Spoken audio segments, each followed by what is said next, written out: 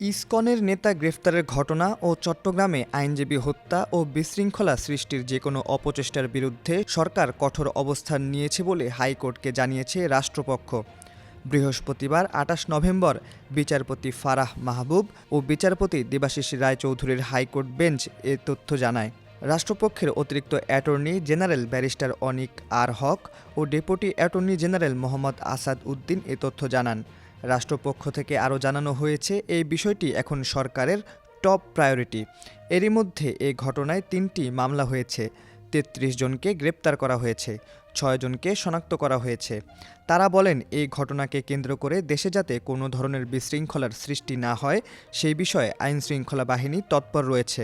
এ সময় আইনজীবী মনির উদ্দিন বলেন, এখন ইসকন নিষিদ্ধের সময়। তখন আদালত বলেন, সরকার অবশ্যই দেখবে এর আগে বুধবার ২৭ নভেম্বর ইসকন কী ধরনের সংগঠন, এই সংগঠনের রেজিস্ট্রেশন আছে কিনা, কারা এই সংগঠনের সঙ্গে জড়িত, তাদের বিষয়ে সরকার কোনো পদক্ষেপ নিয়েছে কিনা তা জানতে চান হাইকোর্ট। অ্যাটর্নি জেনারেল মোহাম্মদ আসাদুজ্জামানকে এ তথ্য আদালতে জানাতে বলা হয়।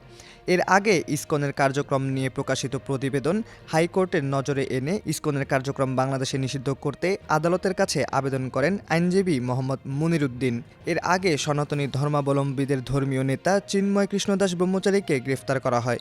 সোমবার ২৫ নভেম্বর বিকেলে ঢাকা থেকে চট্টগ্রামে যাওয়ার সময় শাহজালাল আন্তর্জাতিক বিমানবন্দর থেকে বাংলাদেশ পুলিশের বিশেষায়িত গোয়েন্দা শাখার সদস্যরা তাকে গ্রেফতার করে।